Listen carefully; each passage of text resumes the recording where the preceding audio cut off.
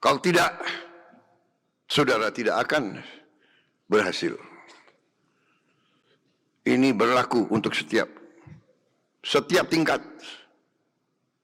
Karena itu saya yang dipilih oleh rakyat, saya disumpah oleh rakyat, saya diberi mandat oleh rakyat, saya harus menjaga undang-undang dasar dan menjalankan undang-undang. Saya harus menegakkan pemerintah yang bersih dan adil. Ini kewajiban saya. Dan ini kewajiban semua bupati-bupati dan wali kota dan camat-camat dan kepala-kepala desa dan lurah-lurah. Kalau tidak, kita tidak akan jadi negara yang berhasil. Kalau tidak, kita tidak akan jadi negara yang berhasil. Tidak mungkin ada kemakmuran. Pemerintah yang korup tidak mungkin membawa kemakmuran kepada rakyat.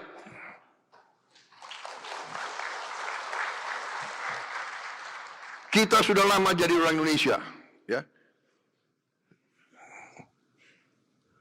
Entah partai mana, ya.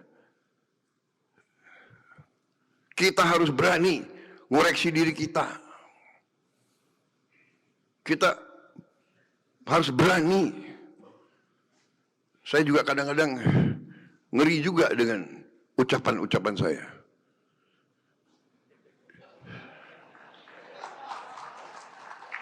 Di MPR tanggal 15 Agustus, ingat pidato saya? Saya katakan, kalaupun ada anggota Gerindra yang melanggar, saya tidak akan lindungi. Beberapa hari kemudian ada anggota Gerindra, tapi dia anggota, dia belum kader. Kalau kader itu ikut pendidikan. Yang tadi itu Ottoman itu dia harus belajar itu. Aduh, dia nggak keburu ikut kaderisasi. Tapi tetap saya agak malu saya. Sebetulnya orang itu menarik ya. Mungkin dia khilaf. Saudara-saudara, apakah tidak ingat istri dan anaknya? Kalau tangannya diborgel pakai baju oranye, apa tidak ingat anak dan istrinya? Saudara-saudara sudah dengar saya pidato berapa kali? Iya kan? Dari sebelum saya dilantik, sesudah dilantik, pada saat dilantik terus saya ingatkan. Semua lembaga bersihkan dirimu sebelum kau akan dibersihkan. Dan kau akan dibersihkan pasti.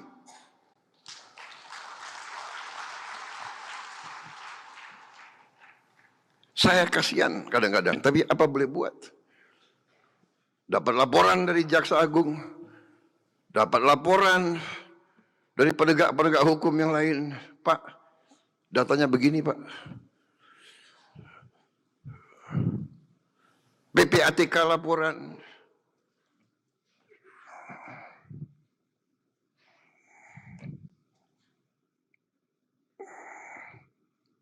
Saya ingatkan. Tapi kadang-kadang ya khilaf manusia itu. Mungkin. Atau mengira pemerintah Republik Indonesia itu bodoh. Atau mengira bahwa pemerintah Republik Indonesia yang saya pimpin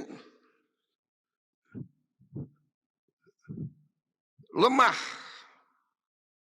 Atau mengira pemerintah Republik Indonesia yang sekarang saya pimpin bisa disogok.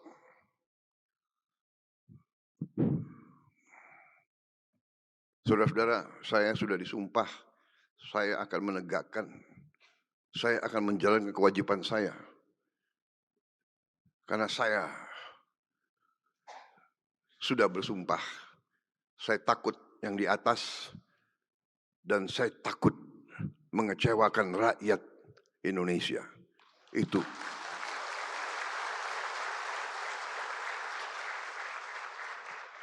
Saudara-saudara, bagaimanapun dengan berpegang teguh kepada Undang-Undang Dasar kita,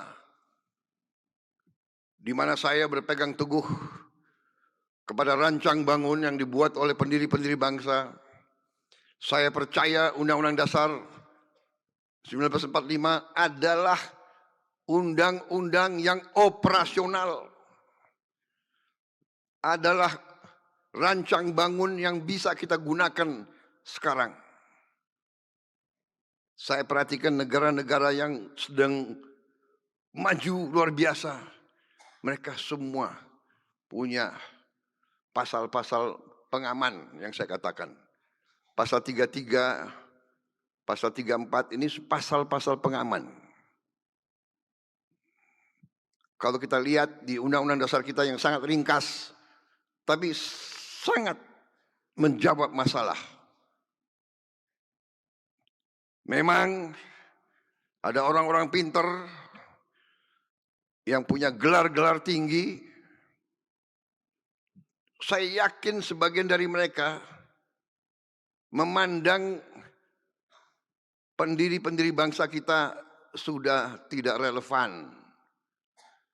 Bung Karno, Bung Hatta, Bung Syahrir, Profesor Supomo, Muhammad Yamin, itu semua tidak relevan. Padahal mereka mengalami penjajahan. Mereka mengerti imperialisme yang mungkin anak-anak sekarang tidak paham. Dulu kita ini pribumi dipandang lebih rendah dari hewan. Ini nyata. Mereka punya papan-papan, punya prasasti di mana-mana. Verboden for Honden and Inlander. Jadi Honden dulu. Ya, saudara-saudara.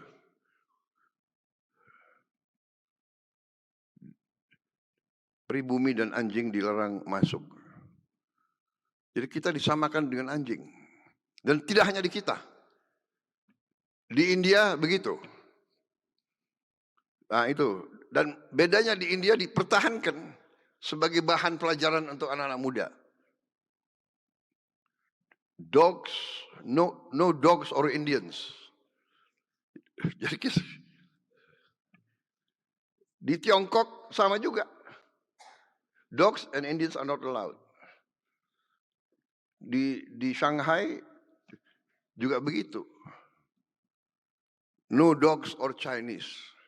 Kita dianggap lebih rendah. Saudara-saudara, mereka mengalami imperialisme. Mereka mengalami penjajahan. Karena itu mereka menyusun. Saya, maaf Mas Arya Bima, saya ini bukan anggota PDIP. Tapi saya pernah baca tulisan-tulisan Bung Karno. Tidak kalah sama orang PDIP. Jangan-jangan orang PDIP nggak pernah baca. Saya baca Indonesia menggugat. Bahkan Indonesia menggugat pidatonya saya bingkai. Ada di rumah saya. Di Hambalang. Benar atau tidak? Siapa? Sekpri saya. Benar?